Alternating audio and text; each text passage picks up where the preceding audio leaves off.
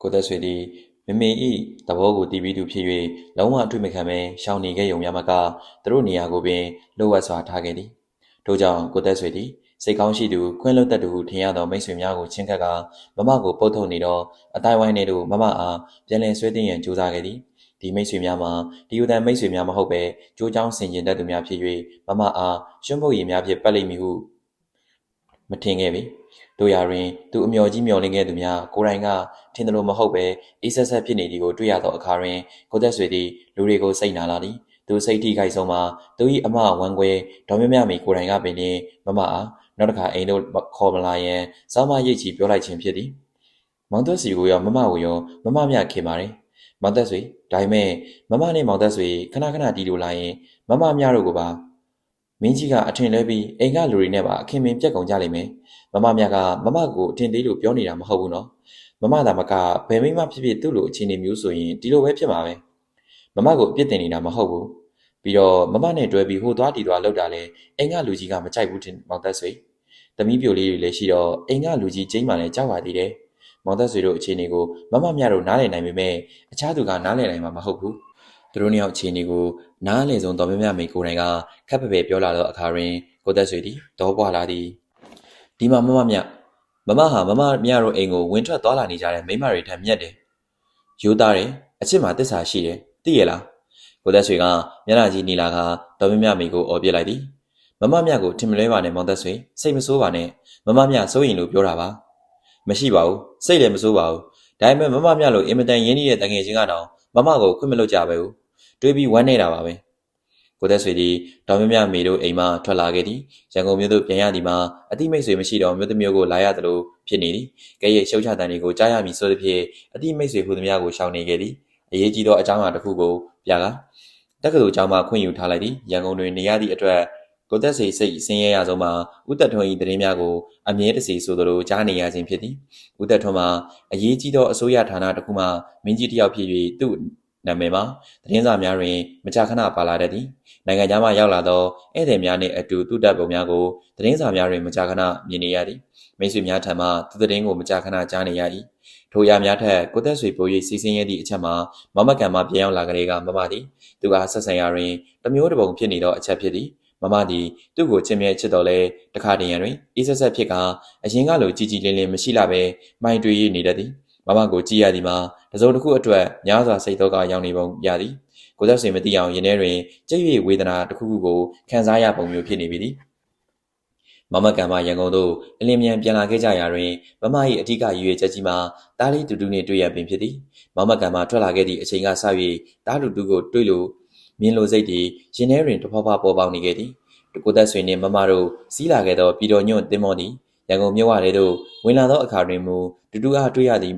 ဟုမမစိတ်ထဲတွင်အပျော်ကြီးပျော်နေခဲ့သည်ဝမ်းသာလုံးတစ်ဖြစ်တူတူနှင့်တွေ့ရန်မည်သို့စီစဉ်ရမလဲဆိုသည့်ပြဿနာကိုပင်စဉ်းစား၍စဉ်းစားထားခြင်းမပြုခဲ့ပြီမိခင်နှင့်သားသည်တမြေထဲနေတရီထဲတောက်၍တမျိုးထဲတွင်နေခဲ့ကြလျင်မိခင်ကသားဖြစ်သူအားတွေ့ရန်ကိစ္စသည်တဘာဝကြောက်၍လွယ်ကူသောကိစ္စတစ်ခုသာဖြစ်သည်ဟုယူဆထားခဲ့သည်တို့ရာတွင်မြေပေါ်သို့ခြေချမိသည်နှင့်မမသည်လူအဖွဲ့အစည်းတွင်သူရောက်ရှိရက်တည်ရသောနေရာအခြေအနေကိုသတိထားလာမိသည်သူလိုလူအဖွဲ့အစည်းကစွန့်ပစ်ထားခံရခြင်းသူတယောက်ဖို့တားဖြစ်သူနှင့်တွေ့ရေးကိစ္စသည်ထင်သလောက်မလွယ်ကူကြောင်းကိုတွေ့လာရသည်မမသည်ရန်ကုန်သို့ပြန်ရောက်လာသည့်နှစ်ရက်စလုံးတွင်တားနှင့်တွေ့ရန်ကိုပင်စိတ်ဆောနေမိသည်တားနှင့်တွေ့ရအောင်ဘယ်လိုလုပ်ရမလဲဟုသောအချိန်ရှိသည်၍တွေးနေမိသည်ဘာကိုမျှစိတ်ဝင်စားခြင်းလည်းမရှိတော့ပေကံတော်ကြီးဆောင်အိမ်တို့ဓာတ်ရိုက်သွားတွေ့လျင်ဦးသက်ထွန်းနှင့်ပတ်ပင်းသွား၍တိုးနေမည်ကိုစဉ်းစားမိသည်ထို့ပြင်လည်းမိမိသည်ဦးသက်ထွန်းနှင့်အိမ်ကြီးကိုပါစွန့်ပစ်၍ကိုသက်ဆွေနောက်သို့ကောက်ပါအောင်လိုက်ခဲ့ခြင်းဖြစ်သည်ဖြင့်ကံတော်ကြီးဆောင်အိမ်သို့သွားရန်တွေ့ရန်အခွင့်မရှိတော့ဟုလည်းစိတ်ထဲတွင်ဆွဲပြဲနေသည်သွား၏တွေ့လျင်သူ့အားခွင့်မပေးခဲ့မောင်းထုတ်လာမည်လားဟုတွေးနေမိသည်တို့ရာတွင်ဦးသက်ထွန်းဆန်တို့စာရေးကတွေးခွင့်တောင်းရမည်ဟုလားဟုစဉ်းစားမိပြန်သည်ဒီကိစ္စမှာလည်းဖြစ်နိုင်စရာအကြောင်းမရှိပေသူစွန့်ပစ်ခဲ့သောလင်ကိုပြန်၍အောက်ကျရမည်တောင်းပန်ရမည်ကိစ္စမှာများစွာကုန်သိက္ခာကြလီဟုယူဆမိပြန်သည်ထို့ပြင်ဦးသက်ထွန်းနှင့်ပြန်၍ပတ်သက်ရမည်ကိုလည်းစိတ်ထဲတွင်မခံမရနိုင်အောင်ဖြစ်မိသည်မမသည်တူတူအားလမ်းလျှောက်နေသည်ကို၎င်းကစားနေသည်ကို၎င်းကိတ္တခဏချောင်းမြောင်းကြည့်ုံဖြစ်လဲမတင်းတိမ်အားမရပေတူတူနှင့်အေးအေးဆေးဆေးပြောချင်နေသည်တူတူအားပွေဖက်ကနမ်းရှုပ်နေခြင်းသေးသည်ထို့ကြောင့်တူတူနှင့်တွေ့ရန်နီလန်းများကိုသာစဉ်းစားနေမိသည်တူ တူတူအားထိန်သည့်ကရင်မှနာနေကြီးကိုချင်းကပ်၍အကူအညီတောင်းလင်ရလိမ့်မလားဟုစဉ်းစားကြည့်မိပြန်သည်နာနေကြီးမှလည်းဥဒတ်ထွန်းအိမ်တွင်မရှိတော့ဘဲအခြားအိမ်သို့ရောက်နေပြီဟုသိရသောကြောင့်ဘလို့ကြံစီရမှန်းမသိတော့ဘဲစဉ်းစားရင်းဖြစ်သာအချိန်ကုန်ခဲ့ရသည်ဥဒတ်ထွန်းနှင့်ဗန္နာမင်းကြီးကတော့ဒေါ်တာထားမှညားစွာရင်းနှီးသည်ဟုမမသိသည်ဖြင့်မောင်မကန်မှပြန်ရောက်ပြီးတတိယမြောက်နေ့တွင်မမသည်ဒေါ်တာထားထံသို့စားတစောင်းရေးလိုက်သည်စားတဲ့တွင်တူတူအားတွေ့ခွင့်ရရေးမှာဥဒတ်ထွန်း၏သဘောထားကြီးမှုအပေါ်တွင်တည်ကြောင်းဒေါ်တာထားကဥဒတ်ထွန်းအားနားဝင်အောင်ပြောပြပါမည်အကြောင်းရှေ့လျားစွာရေးလိုက်သည်ဤစာကိုဥဒတ်ထွန်းကဖတ်ရလျင်လည်းသဘောထားကြီးကြောင်းကိုအခွင့်ကြုံတိုင်းပြလိုသောဥဒတ်ထွန်းသည်ညင်းပယ်လိမ့်မည်မဟုတ်ဟုတွေးမိသည်တို့ရတွင်ဒေါ်တာထားထံသို့သွားဖို့သူသည်ပြန်လာပြီးရက်ဆက်ဆုံးသောအမျော်လင့်ဆုံးသောအဖြေကိုရရှိခဲ့သည်။ယင်းဖြေမှာဒေါက်တာကတခွန်းတပါးများအကျိုးကြောင့်ပြန်လည်ဖြေကြားခြင်းလိုက်ခြင်းမရှိဟုအဖြေပင်ဖြစ်သည်။စားသွားဖို့သူကဒေါက်တာအိမ်တွင်ဘလောက်ကြာထိုင်ဆောင်နေရကြောင်းနောက်တခွန်းမှပြန်မပြောခြင်းမရှိဘဲစာကိုပြန်ပေးလိုက်ကြောင်းဖြစ်တာပြောပြသည်။မမသည်အဖြေကိုကြားလိုက်ရသောအခါရင်ထဲတွင်တလိုက်ဖြစ်လာကစိတ်ပြက်ကြီးပြည့်၍သွားသည်။အားငယ်ကြီးငယ်၍သွားခဲ့သည်တို့ရတွင်ဒေါက်တာဘက်ကကြည့်ရင်လည်းဒေါက်တာလှုပ်လိုက်ပုံသည်မှန်ကန်သည်ဟုယူဆစရာဖြစ်သည်တယောက်တည်းချိန်မွေ၍ခံစားရသောအခါတွင်မမ၏ခံစားမှုသည်ပြော၍မပြလောက်အောင်ကြီးမားလာသည်ဒီကိစ္စကိုကိုသက်ဆွေကိုအတိမပေးဘဲချိန်မိန်ထားရသောအခါတွင်မမရင်ထဲ၌မိတောင်ကြီးပောက်ကွဲသလိုပူလောင်နေမိသည်တကယ်တော့ကိုသက်ဆွေကိုဖွင့်ပြောရင်လည်းဘာအကျိုးထူးအောင်မည်နည်းမမသည်လိုပူဆွေးတောက်ကရောက်သည့်အကြောင်းသည်ကိုသက်ဆွေဖြစ်တော်လေဒူဒူနှင့်တွေ့ဆုံရေးအတွက်မမတွေ့ကြုံရသည့်အခက်အခဲပြဿနာအလုံးသည်ကိုသက်ဆွေဖို့အရေးကြီးသောပြဿနာမဟုတ်ကြောင်းကိုမမကောင်းကောင်းသိပေသည်ကိုသက်ဆွေသာမကလောကလုံးကလည်းဒီကိစ္စအတွက်မမဘလောက်ခံစားရနေသည်ကိုသိရှိနားလည်ကြမည်မဟုတ်ကြောင်းကိုမမသဘောပေါက်ပေသည်ကိုသက်ဆွေသည်ဒီကိစ္စတွင် ADS လုပ်နေတော့အခါမမသည်ကိုသက်ဆွေကိုပါမုန်းတီးလာမိသည်မမသည်လောကလုံးတွင်ဘာကိုမျှကြောက်လာသည်ဟုမရှိတော့လေတားနှင့်ရှင်ခွဲရမည်အဖြစ်ကိုမူတွေးတိုင်းစိတ်၍ကြောက်နေမိသည်မမသည်တနေ့လုံးဘာကိုမျှမထွက်တော့ဘဲတူတူနှင့်တွေ့ရန်နီလန်းကိုသာရှာကြံစိတ်ကူးနေမိသည်နောက်ဆုံးကြံရမရသည့်အဆုံးတွင်ဥဒတ်ထုံတန်တိုက်ရိုက်စာရေးရန်ဆုံးဖြတ်လိုက်သည်ထို့ဆုံးဖြတ်ချက်ကချကဥဒတ်ထုံတန်စာရေးလိုက်ရာဒေါက်တာထံတွင်စာပုတ်လွှတ်လိုက်သူလိုပင်ပြန်ရောက်လာပြန်သည်ထို့ကြောင့်မမသည်စာရီအလုံးကိုဆုတ်ပြစ်လိုက်ပြီးမျက်ရည်တွေကိုတွန်းချလိုက်မိသည်သူအားဝိုင်းပယ်ထားကြတော့လောကကြီးကိုစိတ်လဲနာလေသည်မမသည်ဘာကိုမျှစဉ်းစားခြင်းမပြုနိုင်တော့ပဲကန်တော်ကြီးဆောင်းရှိဥဒတ်ထုံအိမ်တို့တောက်လျှောက်သွားကတူတူအားသွားတွေ့ရန်ဆုံးဖြတ်လိုက်သည်တူတူ၏မွေးနေ့ဖြစ်၍လည်းစိတ်ထဲနှင့်မသွားဘဲမနေနိုင်အောင်ဖြစ်နေသည်အကယ်၍ဥဒတ်ထုံကိုမတွေ့လျင်အစီကံများအားလက်ထိုး၍ရအောင်ဝင်မည်ဟုလည်းဆုံးဖြတ်ထားမိသည်နောက်တစ်နေ့မှာတူတူ၏မွေးနေ့ဖြစ်သည်ဖြင့်မကိုလန်းရှိကစားစရာဆိုင်ကြီးတစ်ဆိုင်တို့သွားကကစားစရာများကိုဝယ်ထားလိုက်သည်နောက်တစ်နေ့နနက်စောစောတွင်မမသည်စပိန်ကိုခစ်အဆန်ဆုံးပြုပြင်ချေတာကအောက်ကဘရာဇီယာခံပြီးစပက်ကလင်းနိုင်လွန်အထူပန်းရောင်နှင့်ဘရိုကိတ်ပန်းနုတွေကိုဝယ်လိုက်သည်နောက်တကူလုံးမွေးဆိုင်နေအောင်လိမ့်ချပြီးမျက်မှန်နှက်ကြီးကိုတထားသည်စင်ရင်ညုံငယ်သောရုပ်ဖြစ်သွားလျင်ဥဒတ်ထွန်း၏စိတ်ထဲတွင်သူနှင့်ကွဲသွားသည့်အတွက်ညှို့ညွှငယ်ငယ်နေရသည်ဟုအောင်းမိတ်ကကြိတ်ရဝမ်းသာနေမည်ဆိုသည်ဖြင့်ခါတိုင်းထက်တောက်ပစွာစင်ရင်လိမ့်ချထား၏ရှင်းလာ၏ထို့သည်နှင့်မမသည်လက်တစ်ဖက်ကလက်ပွေအိတ်ကိုဆွဲ၍အခြားတစ်ဖက်ကကစားစရာအယုတ်တစ်တာကိုပိုက်ကတက္ကစီတစ်စီးကိုခေါ်၍ကန်တော်ကြီးဆောင်သို့ထွက်ခဲ့လေသည်မမသည်ဥဒတ်ထွန်းအိမ်ယာမှမထမီမိအောင်နက်နက်စောစောထွက်လာခဲ့သည်ကားဆိုင်လိုက်သည်နှင့်အစီကံတစ်ယောက်ကတကားဖွင့်လာပေသည်ရခင်ကမိန်းကလေးအစီကံများမရှိကြတော့ပဲယောက်ျားအစီကံများရောက်နေသည်ကိုမမတတိထားလိုက်မိသည်ဘသူကိုတွေ့ချင်ပါလို့လဲခမတူတူနဲ့တွေ့ချင်လို့ပါမမကအစီကံယောက်ျားကိုမျက်မှန်နဲ့ထဲမှအကဲခတ်နေမိသည်ဘာကိစ္စပါလဲခမမသည်ရုတ်တရက်ဘယ်လိုဖြေရမည်ကိုမသိပဲတွေးနေမိသည်ပြီးမှချက်ချင်းပြုံးလိုက်ကအော်မန်းလေးကသူ့ဦးလေးဦးမောင်မောင်လက်ကလက်ဆောင်ပေးလိုက်လို့ပါအဲ့ရကမနိုးသေးပါဘူးခမအစီကံယောက်ျားကမမကိုတွေး၍ကြည်ရင်ပြောလိုက်သည်သူရှင်းနေလုံးလုံးနေလာခဲ့ရသည့်အိမ်ကြီးကိုမြင်လိုက်ရသောအခါမမစိတ်ထဲတွင်တမျိုးဖြစ်လာကအတိတ်ကအဖြစ်များသည်တရရိပ်ပေါ်လာသည်အထဲကိုကြွပါခမခဏထိုင်ပါမကြခင်နိုးလာပါလိမ့်မယ်မမသည်တစုံတရာကိုမေးလိုက်တော့မိပြုပြီးမှသူ၏အတန်ကိုတိတ်မမတ်မိစေလိုသည်ဖြင့်ခက်မစိတ်စိတ်ပင်နေလိုက်သည်မမသည်ဧကန်နှင့်ထားရမည်ကိုသတိမရပဲဓာတ်ကိုတွေးလို့သောဖြင့်ရောင်ရမ်းကအိမ်မော်တက်တို့တက်တော်လေကားစီသို့ရှောက်လန်းသွားမိသည်အစီကံယောက်ျားသည်အံ့အားတင့်တယ်လို့မမကိုကြည့်နေသည်ခဏကြာလျင်ဧကန်ထဲကိုကြွပါခမနိုးပါပြီထမင်းစားခန်းထဲမှာကော်ဖီတောက်နေပါတယ်ခုပဲလာပါလိမ့်မယ်မမသည်အပေါ်လက်လေကားတို့လမ်းတော်မိခြေလမ်းများကိုရုပ်ကလေကားရင်းတွင်ရက်နေမိသည်ထမင်းစားခန်းထဲမှာတူတူ၏စကားပြောတန်ကိုကြားရသည်အတန်ကြားလိုက်သည်နှင့်မမသည်တူတူကိုမျက်စိထဲတွင်မြင်အောင်လာသည်ကိစ္စမရှိပါဘူးထမင်းခန်းထဲသွားတာပေါ့ မမသည်လေကားပြီးမှကွေကထမင်းစားခန်းထဲသို့ဝင်လာခဲ့သည်တူတူမှစပွဲတွင်ထိုင်ကကော်ဖီတောင်းရင်းကာတွန်းစာအုပ်ကိုကြည့်နေသည်တာတူတူမမသည်အသေးလေးနှလုံးထဲကထွက်လာသောအတန်ဖြင့်အားရပါရခေါ်ရင်းတူတူကိုရှောက်လာခဲ့သည်တူတူမှပိန်ချုံနေသည်စပင်းကလည်းရှည်နေသဖြင့်ညှင်းတိုးတိုးဖြစ်နေသည်တာတူတူသည်ကာတွန်းစာအုပ်ကိုဖတ်နေရမှမောကြည့်လိုက်သည်မျက်မှန်နဲ့ကြည်တက်ထားသောအတွင်တစ်မျိုးပြောင်းနေသောမမကိုစက္ကန့်အတော်ကြာများငေးကြည့်နေသည်တာတူတူမေမေလေးမမသည်မောတန်ကြီးဖြစ်ပြောကတူတူကိုဖတ်လိုက်သည်မျက်ရည်များသည်ပါးပြင်ပေါ်သို့စီးကျလာသည်မေမေဒီတော့မှတူတူကမမကိုခေါ်ကပြန်ဖတ်ထားလိုက်သည်မမသည်တူတူကိုပွေ့ချီကအားရပါရနမ်းရှုပ်နေမိလေသည်နောက်တူတူ၏မျက်နှာစပင်လက်မောင်းတို့ကိုလက်ဖြင့်ဆန်းတတ်နေသည်မမေကိုမှတ်မိတယ်နော်တာမမကမျက်ရည်တွေပြည့်ချန်နေရကတူတူမျက်နှာကိုမော့ယူ၍ကြည်ရင်ပြောလိုက်သည်မှတ်မိပါတယ်မေမေရဲ့ဘာဖြစ်လို့ငိုတာလဲမေမေမငိုပါဘူးတားရဲ့မေမေမငိုပါဘူးတားကိုမြင်ရတော့ဝမ်းသာလုံးလို့ပါမမကမျက်ရည်များတောက်ကအာယူ၍ပြုံးရင်ပြောနေသည်ရင်ထဲလိတ်လိတ်တက်လာတော့ငိုခြင်းစိတ်ကိုချုပ်တူး၍ပြောလိုက်ရတော့မမအတန်မှတုံရင်လျက်ရှိသည်မမသည်ဖျို့ဖျဲဝစ်စင်ထားသောတူတူကိုကြည့်ရင်ရင်ထုမနာဖြစ်နေသည်မေမေမရှိတော့တားကိုဘသူအဝတ်လွဲပြီးတယ်လေကိုအောင်စိန်လဲပြီးတယ်မေမေကိုအောင်စိန်ကမေမေမရှိမှခေါ်ထားတာမေမေရဲ့ခေမေတို့ကိုလည်းခုမထားတော့ဘူးမောင်းထုတ်ပြလိုက်ပြီဖေဖေကအိမ်မှာမိမအစီကံမထားရဘူးတဲ့မေမေတို့ဘယ်မှာသွားနေတယ်လဲဒီတခါမေမေဘယ်ကောင်မှမသွားရဘူးနော်တူတူကမမကိုအားရပါရဖတ်ထားလိုက်သည်တားကမေမေဘယ်သွားနေတယ်ထင်လို့လဲတားရဲ့မေမေတေးပြီလို့ရောမထင်ဘူးလားအန်ကယ်ဦးသက်ဆွေနဲ့သွားနေတယ်လို့ကိုအောင်စင်းကပြောတယ်ဖေဖေကတော့မေမေအကြောင်းမပြောရဘူးတဲ့ဖေဖေနဲ့မေမေရန်ဖြစ်သလားယင်မဖြစ်ပါဘူးတားရဲ့ဘာမှမဖြစ်ပါဘူးမမမျက်နှာညှိုးချသွားသည်တူတူကခေါင်းကိုရမ်းလိုက်ရင်တူတူသိတယ်ဖေဖေနဲ့မေမေရန်ဖြစ်တယ်တူတူသိတယ်တူတူကမမရင်ခွင်ထဲတို့ခေါင်းဝေးရဝင်ကပြောနေလိုက်သည်ကိုအောင်စိန်သည်အိမ်သို့နက်နက်စောစောရောက်ရှိလာတော့မိမကိုဘယ်သူပဲဝါဟူ၍ဝေခွဲရမရအောင်ဖြစ်နေသည်တို့ရရင်တူတူနှင့်ပြောဆိုနေကြပုံကိုအပေါက်ဝါမှကြားလိုက်ရသောအခါတွင်ထိုမိမသည်လင်ကိုစွန့်ပစ်သွားတော့တူတူမေမေဖြစ်ချောင်းကိုသိလာပေသည်ကိုအောင်စိန်သည်တူတူနှင့်မမအနာကိုတွားရက်နေရမည်လားသို့မဟုတ်အပေါ်တက်တို့တက်၍ဥသက်တွန်းအားသွားပြောရလိမ့်မလားဝေခွဲမရအောင်ဖြစ်နေမိသည်နောက်ဆုံးတွင်သူ့ဝိတရားမှာတူတူနှင့်လာတွေ့သူမှာဘယ်သူပဲဝါဖြစ်ချောင်းစဉ်းစားရန်မဟုတ်ပ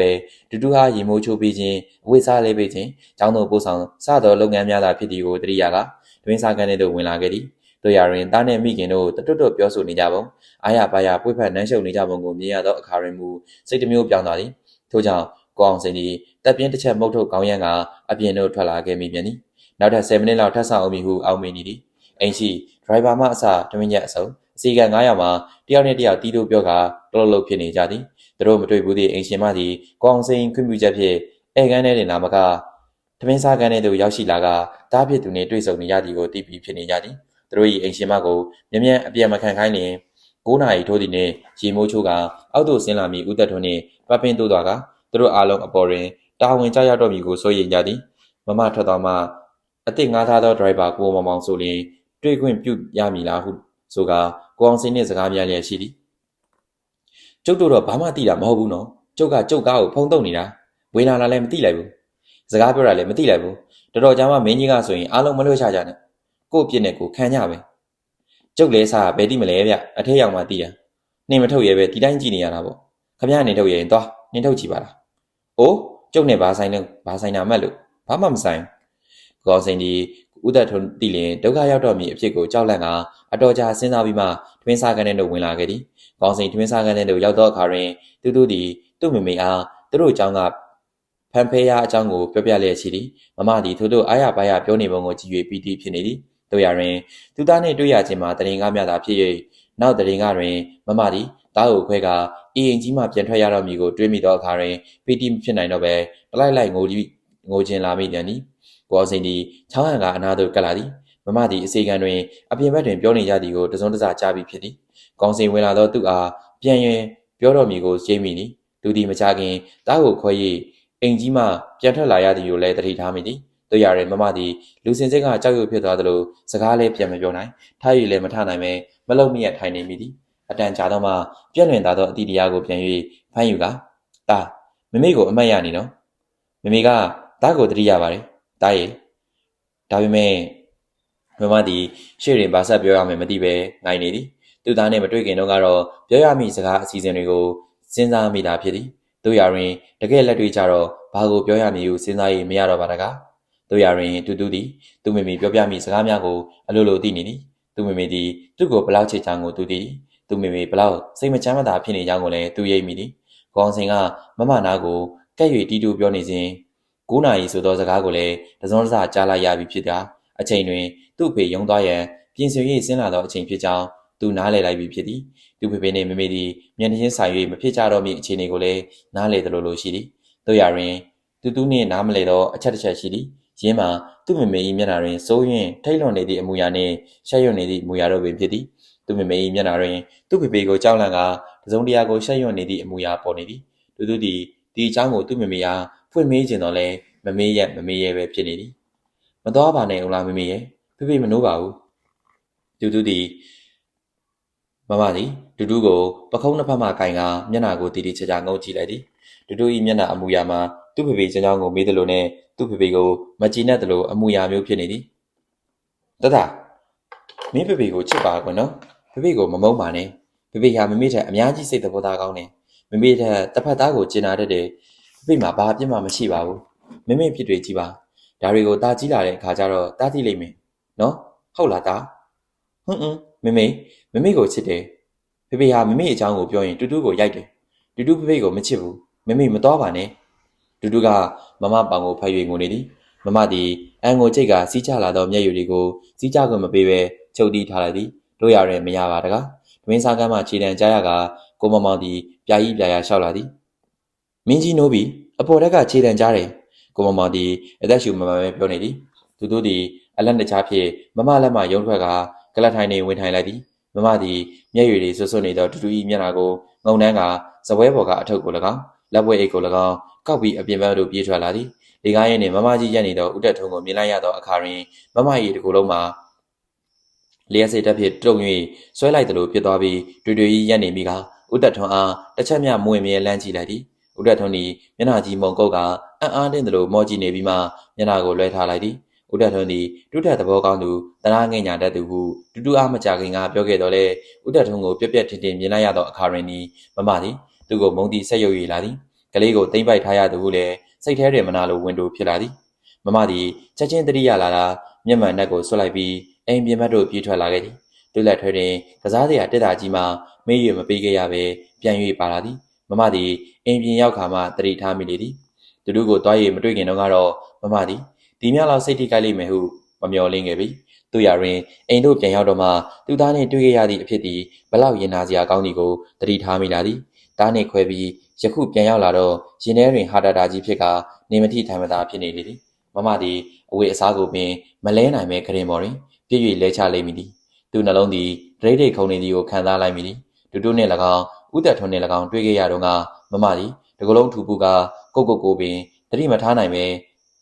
တညာကင်းမဲ့သူလိုဖြစ်လာသည်အိမ်တို့ပြန်ရောက်တော့မှကံတော်ကြီးဆောင်ရှိဦးသက်ထုံး၏အိမ်ကြီးသို့ဘဲပုံရောက်၍အိမ်ကြီးထဲမှဘဲပုံပြန်ထွက်လာကြောင်းကိုပြန်၍စဉ်းစားလိုက်မိသည်မမသည်မော်လမြိုင်ဘက်မှခေါ်လာသည့်အစီကံမကလေးပေးလာသောနနက်စာကော်ဖီနှင့်ပေါမုံထော်ပတ်တုပ်ကိုမစားတော့ဘဲပြန်ယူသွားရန်ပြောလိုက်ပြီးခရင်မနာနေကြီးပေးလာသောသမီးငယ်ကိုမူပွေ၍ကြည့်လိုက်သည်သမီးကလေးမှာဖြူဖြူထားထားမျက်နှာဝိုင်းလေးဖြစ်နေသည်မအီကိုမြင်သည်နှင့်အရေးရထနေသောပြည့်ဖြိုး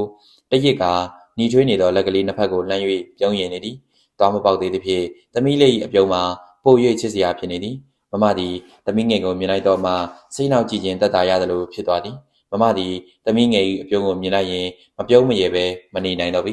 မမသည်သမီးငယ်ကိုပွေ့ကြည့်လိုက်ပြီးပါးပြင်နှစ်ဖူးလေပင်တို့ကိုတပွပြမိအောင်နှကန်းဖြည့်စုံနှံနေသည်ရင်သည့်နှစ်ချာကိုချစ်တော်မေတ္တာတက်သည်မမ၏ပူလောင်နေသောနှလုံးသားကိုအေးမြလာစေသည်တို့တိုင်အောင်သမီးငယ်ကိုမြင်လိုက်ရသဖြင့်ရင်ထဲတွင်ပေါ်လာသောခံစားချက်သည်တူအားမြင်လိုက်ရသောအခါတွင်ပေါ်လာသောခံစားချက်နှင့်နှိုင်းစာလိုက်ပါလျင်လေးလေးပင်ပင်မရှိသလိုဖြစ်နေသည်ကိုမမတတိထားမိလိုက်သည်သမီးငယ်သည်အပြည့်ကင်း၍နှစ်လိုချစ်လိုပဲဖြစ်တော်လဲမမ၏ရင်ထဲတွင်မူကားဘာကြောင့်ဟူ၍မသိပဲတူကိုချစ်သလောက်နှိကာကာမရှိတာသည်ကိုတွေ့လာရသည်မမသည်သူမချစ်မနစ်တတ်သောဦးသက်ထွန်းနှင့်ပေါင်းဖော်ခြင်းအဖြစ်တူကိုမွေးဖွားခဲ့ခြင်းဖြစ်တော်လဲတားဦးဖြစ်သူတူကိုအသေးဦးတဆက်ဆက်တုံအောင်ချစ်သည်အိမ်တော်ရင်းနှင့်ပတ်သက်၍စိတ်ညစ်စရာတွေကြားထဲကမွေးထွက်လာတော့သမီးငယ်ကိုမူတူ သူချစ်သူကိုသက်ဆွေနှင့်ပေါင်းဖော်ခြင်းဖြင့်မွေးဖွားလာခဲ့သည့်မှန်တော်လဲနှစ်ကာမရှိတတ်သည်ကိုဘာသာကိုတတိထားလာမိသည်မမသည်သမီးငယ်ကိုနမ်းရှုပ်လိုက်ပြီးနောက်ကရင်မနာနေကြီးထံပြန်ပေးလိုက်သည်ကရင်မနာနေကြီးကကလေးကိုချီ၍ဖြတ်သွားလိုက်သည်နှင့်မမသည်အပေါ်ထဲအေကန်တို့ထွက်လာကစပွဲအောက်ရှိအဲလ်ဗန်စာအုပ်ကိုလှမ်းပြီးသမီးလေးအရွယ်ရောက်လာကရိုက်ထားသောတူတူ၏ဓာတ်ပုံကိုရှာဖွေကြည့်နေမိသည်ထို့နောက်တဖန်တူတူအရွယ်မျိုးတွင်ရိုက်ထားသောဓာတ်ပုံများကိုအဲလ်ဗန်တွင်လန်လောကြည့်နေမိသည်မမသည်တူတူ၏ဓာတ်ပုံများကိုနှိုင်းယှဉ်ကြည့်လာသဖြင့်ဓာတ်ပုံများကို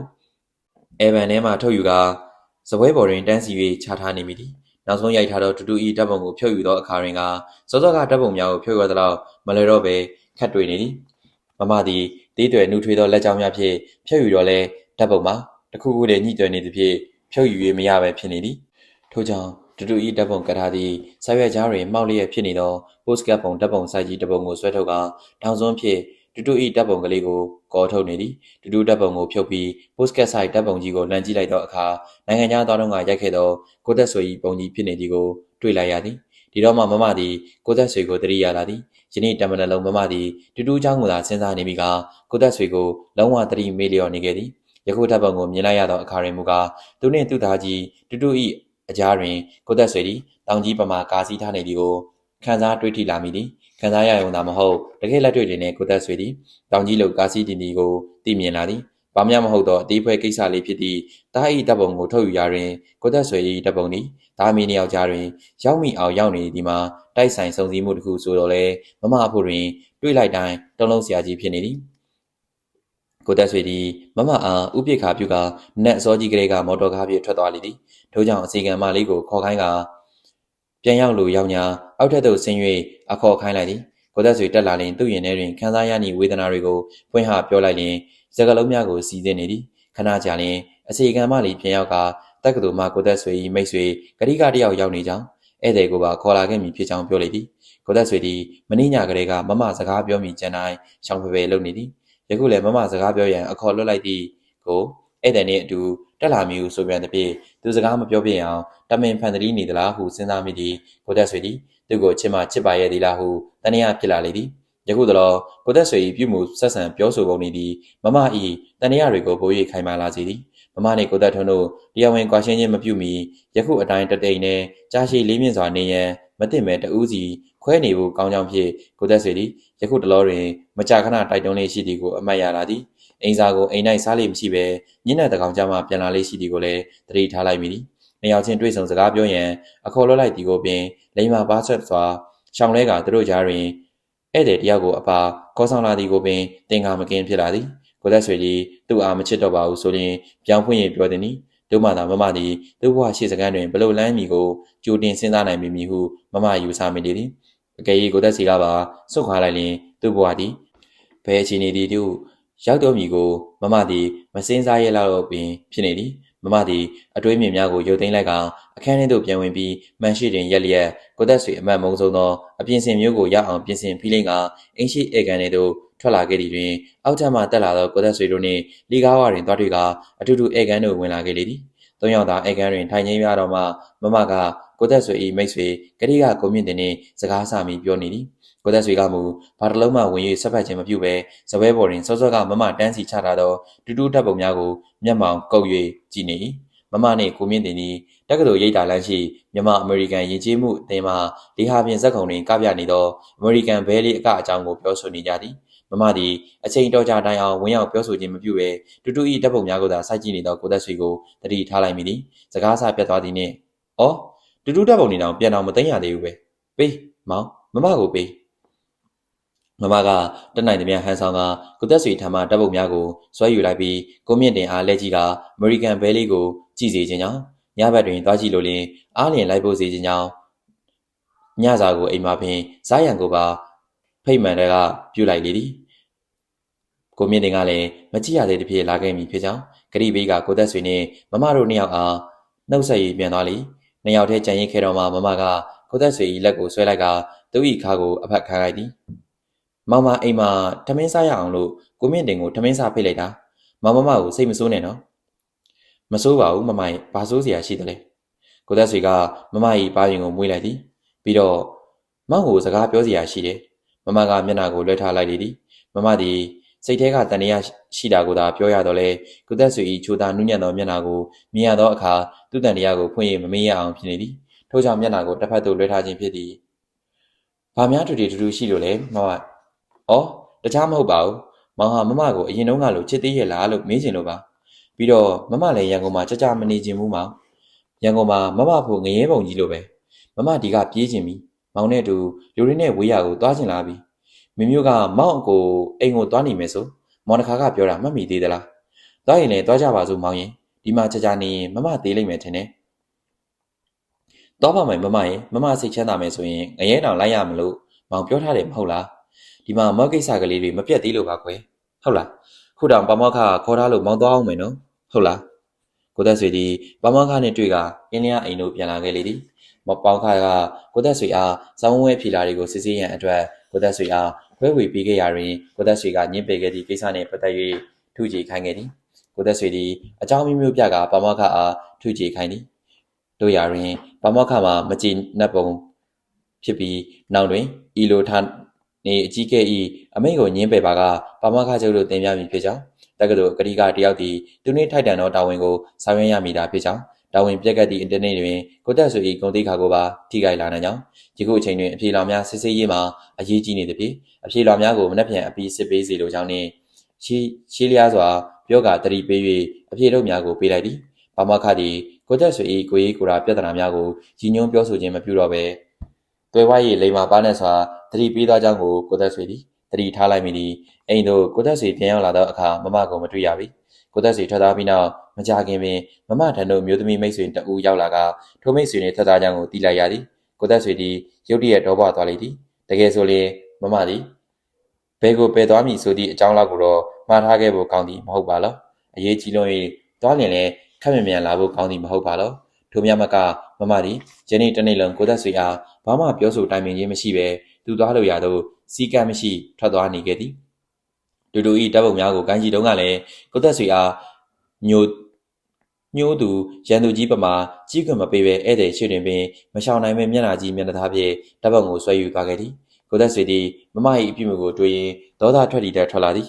ထို့ကြောင့်နောက်နောက်တွင်ယခုကဲ့သို့လက်လွတ်စပယ်သွာလာနေထိုင်ခြင်းမပြုရန်ပြောင်ပြောင်တင်းတင်းဖွင့်ပြောမှဖြစ်တော်မူဟုယူဆလိုက်မိသည်အေကန်ထဲတွင်ခောက်တော့ကောက်ပြန်လျှောက်ရင်းမမပြန်လာကိုစောင့်နေမိသည်အချိန်တော်ကြာမှမမသည်အိမ်သို့ပြန်ရောက်လာသည်တို့ရတွင်သူတယောက်တည်းမဟုတ်ပဲဒေါ်မြမြမိပါပါလာသည်ဖြင့်ကိုသက်စီမှာမပြောသာတော့ပဲနှုတ်ပိတ်၍နေရလေသည်စောစောကလာရောက်လဲပတ်၍မမနှင့်အတူထွက်သွားသူမှာဒေါ်မြမြပင်ဖြစ်လေသည်မမသည်မျက်စိမျက်နှာပြက်ကစိတ်လိုမကြဟန်ဖြစ်နေသောကိုသက်စီကိုလုံးဝသတိမမူပဲဘိုးချုပ်စီမှသူတို့ဈေးဝယ်လာသည့်အကြောင်းအရာများကိုသာပြပြနေသည်ကိုသက်စီသည်မမ၏အမူအရာကိုကြည့်၍တပြုတ်တပြုတ်ပြောင်းလဲနေသည့်အဖြစ်ကိုအကဲခတ်နေပြီသည်မမနှင့်သူစားတွေ့တုန်းကတော့ကိုသက်ဆွေသည်မမ၏ဟန်ပန်များကိုကြည်နူးနှစ်သိမ့်နေပြီးတော့လေယခုတော့မမ၏ဟန်ပန်များကိုကြည့်ကာစိတ်ထဲတွင်နောက်ကြည့်ရှုပ်သေးကာစိတ်ရှုပ်သလိုလိုဖြစ်လာသည်ညနေ6 နာရီထိုးသည်နှင့်ကိုမြင့်သည်နှင့်သူမိတ်ဆွေလက်ထောက်ကတိကတဦးကရောက်လာကြကထမင်းစားကြလေသည်အမေရိကန်ဘဲလေးကိုတွားကြည့်မိအကြောင်းစကားဆကကိုမြင့်တင်ကလက်မများဝယ်လာကြောင်းပြောသည်ဖြင့်ကိုသက်ဆွေနှင့်မျက်နှာတစ်ချက်ပြက်ကသူနှင့်အဖြေလွှာများကိုအမြန်ဆုံးစစ်ပေးရန်ပါမောက္ခကခိုင်းသည်ဖြင့်လိုက်နိုင်မည်မဟုတ်ကြောင်းပြန်ပြောလိုက်သည်ကိုမြင့်တင်မှာအားနာသွားကလိုက်ဖို့ရန်အတန်တောင်းပန်နေသည်ကိုမြင့်တင်နာမကဒေါမမြမင်းနှင့်ကိုမြင့်တင်တငယ်ချင်းကပါအတန်တောင်းပန်ကြသည်တို့ရတွင်မမကမူတလုံးတကာကမြဝင်းရောက်ပြောဆိုခြင်းမပြုသည်ကိုသက်ဆွေတတိထားလိုက်မိသည်သမင်းစားတော့ပြီးကြ၍ဧည့်သည်များအားလုံးဧကန်းနှင့်ခိတ္တထိုင်ကြပြီးခိုက်တွင်မမသည်ဝေစားလဲရန်အပေါ်သို့တက်သွားလေသည်ကိုသက်ဆွေသည်ဧည့်သည်များနှင့်စကားပြောနေရတော့လဲစိတ်ထဲတွင်ကရောက်ရက်ခက်လျက်ရှိသည်သူယောက်ျားကိုအကြောင်းပြောကြကမမအားခက်ပဲလှုပ်ခဲ့သည့်ဒေါမမြမေသည်ယနေ့ညတွင်မမထံသို့ဘာကြောင့်ဆိုက်မြဲရောက်လာသည်စဉ်းစားနေမိသည်နနက်တုန်းကအမေရိကန်ဘဲလီကိုတွားကြည့်မိဟုပြောစဉ်ကကိုသက်ဆွေသည်တကယ်ကြည့်ပြမည်မဟုတ်သေးဟုထင်ကဘာမှမပြောဘဲနှုတ်ပိတ်ရင်ကုန်နေသည်ပေါင်းတင်ဟောင်းများကိုရှောင်ပုန်းနေသောမမသည်ပေါင်းဟောင်းတင်ဟောင်းနေနှင့်ဓာတ်ထီကြီးသွား၍စုံမီဖြစ်သောအမေရိကန်ကာဝဲကိုတွားမည်ဟုပြောခဲ့ခြင်းမှာပါဇက်ရှိ၍သာပြောခြင်းဟုဖြစ်၍တကယ်တွားလိမ့်မည်ဆိုသောအခါတွင်ကိုသက်ဆွေသည်မမ၏အပြုမူတွေကိုနားမလည်အောင်ဖြစ်လာသည်ဧည့်သည်များနှင့်စကားအဆပြက်သည်နှင့်ကိုသက်ဆွေသည်မတိမတာထလာကအိမ်မော်ဓာတ်တို့တက်လာခဲ့သည်မမနှင့်လေကားတိတ်တွင်စုံမိကြလေသည်မမသည်နှင်းပန်းရောင်ဇာပေါက်နိုင်လွန်လက်ကစားနှင့် အနက်ပိတ်တွင်ရွှေနွယ်ရွှေပွင့်တို့ခြေထားသောဘရိုကိတ်ထမိန်ကိုဝတ်ထားလျက်ဘိုးစာဘဝဖြူဖြူကိုကြောတွင်တိုင်းက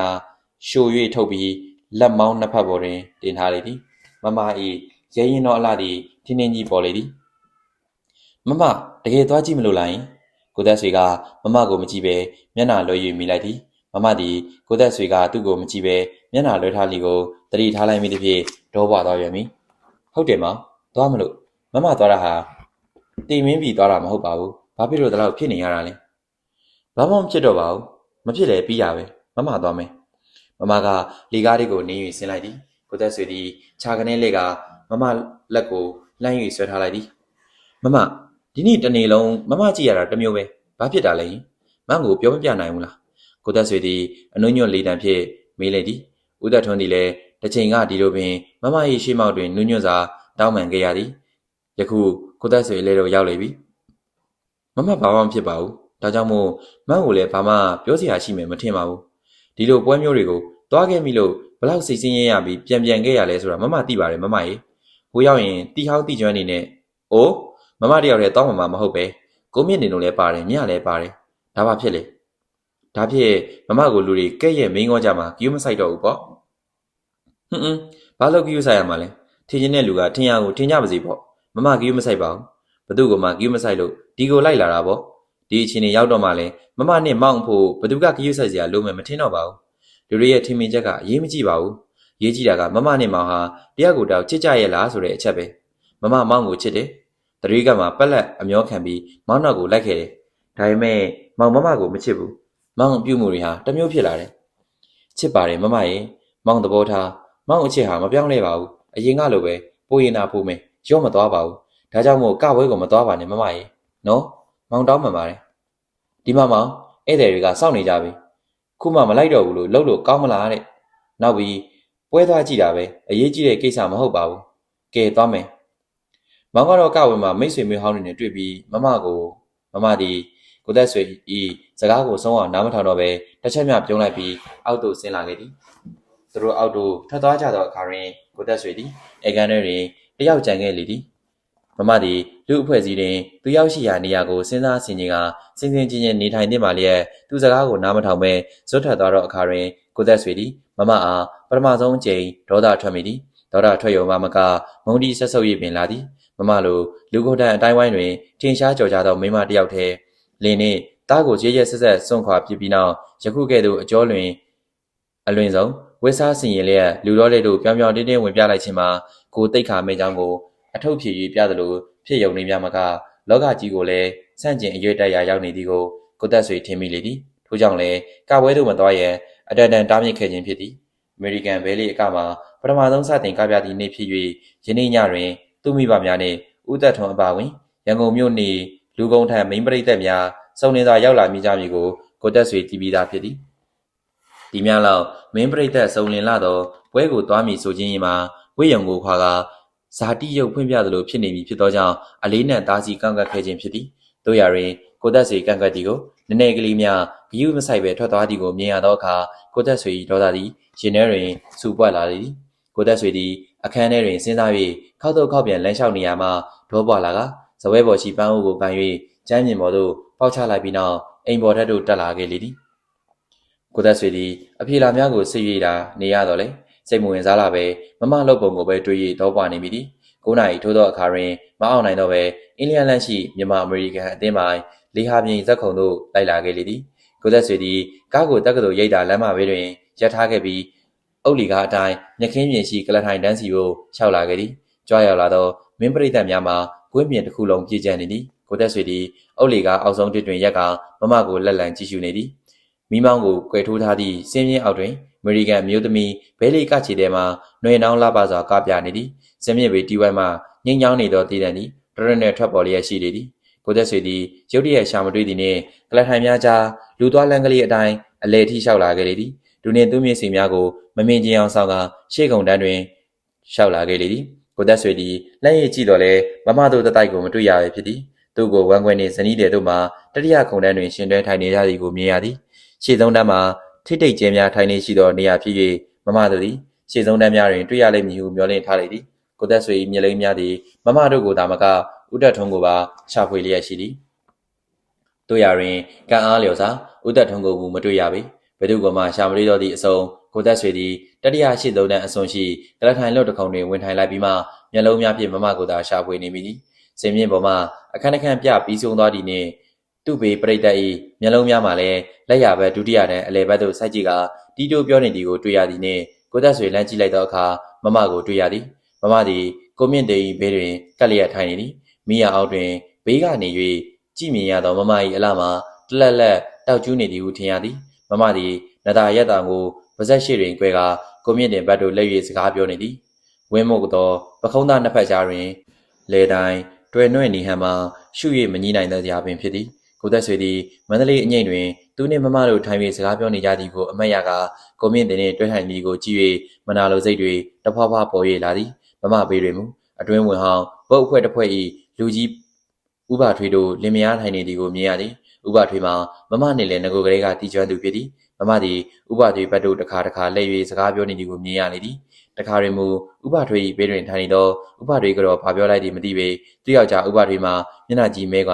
မမမှလည်းဥပထွေးကတော့ကိုလမ်းကြည့်ပြီးမျက်နှာပြက်သည်ကိုတတိထားလိုက်မိသည်ဥပထွေးမှာသူမိမကိုချော့မော်နှင့်သိကမမအားနာသည်ဟန်ဖြင့်ကြည့်နေမိသည်ကိုတွေ့လိုက်ရသည်ဥပထွေးကတော့သည်မမအားမဲရွက်ကြည့်လိုက်ပြီးထိုင်ကုန်မှထကအပြင်တို့ထွက်သွားသည်ဥပထွေးမှာမရောက်မလဲကြမ်းရစ်ခဲ့ပြီးမှသူမိမနောက်တို့ထားလိုက်သွားသည်ကိုမြင့်တင်မှာအံ့အားသင့်ဟန်ဖြင့်ရှိနေသည်ကိုသက်ဆွေသည်ဘာဖြစ်ကြသည်ကိုအသေးချာမသိတော့လဲမမအတွက်ရှက်စရာစိတ်ညစ်စရာတခုတော့ဖြစ်ပြီးဟုသိလိုက်သည်ထို့ကြောင့်ဦးသက်ဆွေသည်စိတ်ထဲတွင်ထိတ်ကနေဖြစ်သွားကဒုတိယခုံတန်းအစုံတွင်ရှိနေသောသူ့ကိုယ်စီကိုအကြောင်းရှာ၍ထားသွားသည်